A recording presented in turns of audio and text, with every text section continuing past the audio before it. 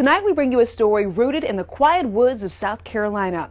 When Andrew Lazenby and his family set out to buy some property just outside of Rock Hill, they were not expecting to uncover history buried literally beneath their feet. They found a lost cemetery believed to hold the remains of enslaved men, women, and children. The Lazenbys preserved the land, marking each grave with care and tracing the lives of those buried there. And in the process, something extraordinary happened. They found descendants, living family members, including one woman who had no idea her own ancestors had been buried in that forgotten piece of land. More than a cemetery, it's a bridge between the past and the present, a place where memory has been restored and voices rediscovered. Photojournalist and digital producer Ann McQuarrie brings us tonight's story.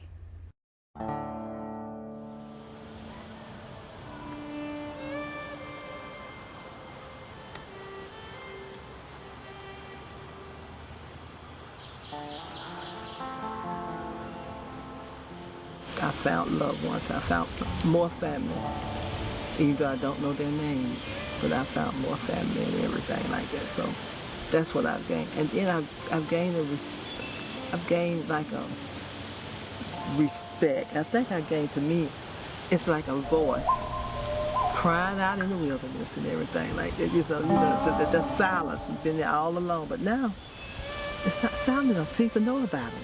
It's a silent voice that's coming up and speaking to us, all of us. We were racing a developer. There was a developer looking at the property too.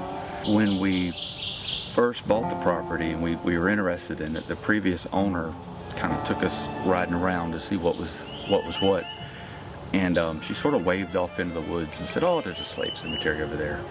So the idea that there might be history on our property was a selling point. We let the previous owner know that night that we're interested, we'll take it, just simply because no matter what it was. And we looked for it to be communities, churches, Civil War battles, Revolutionary War battles, anything.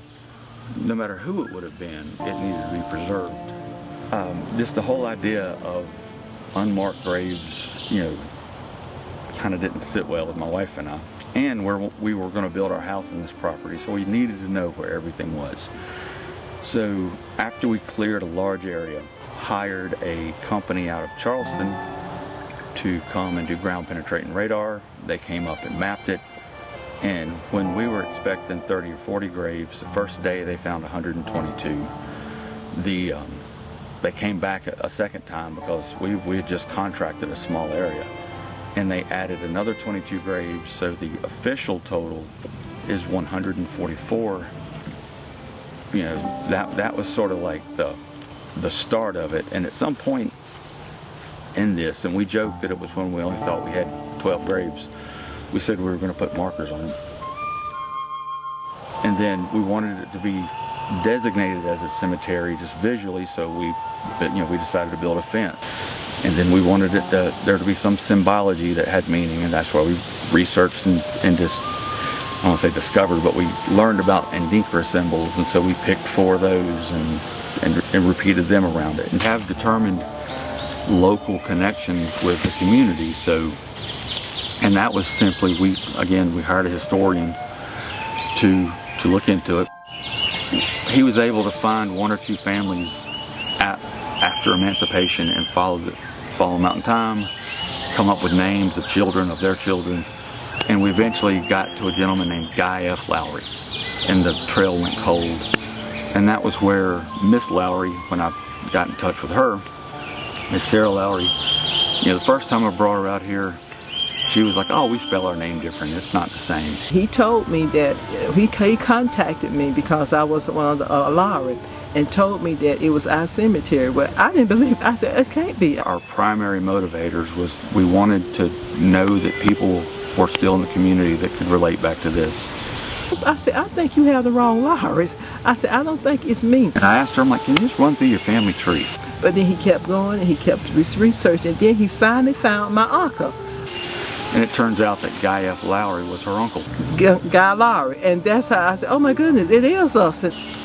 And so then we had a connection, and then it kind of, the floodgates opened. I mean, it's like unbelief, because I think when I found out about it's just still hard to digest. The reason I say that because I'm right here at it and did not know about it. And my family obviously could not have known about it. And she's, you know, it was neat today. She brought out pictures of her great-granddad and her dad and her uncle, and like, these are who these people were. And it was kind of like, you know, I've read about this guy, you know, I know him. Put this entire property under a conservation easement with a land trust. And so what that means is there's no development possible in perpetuity. It's locked out of development. He could have just plowed over. But he didn't want that. And now he got them preserved. So I mean, it's just something to think about. I mean, the time, energy put in doing this here. They had to clear the field, and they had to file the grade, clear the. It's a lot of work and the look. It's well worth it what they did. I'm at peace. I am at peace. I'm at peace.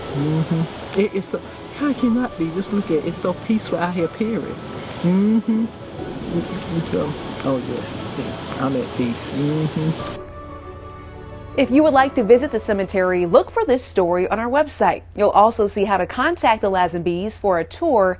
And if you think you might have a cemetery on your property, our story also lists resources that can help those who are not sure what to do.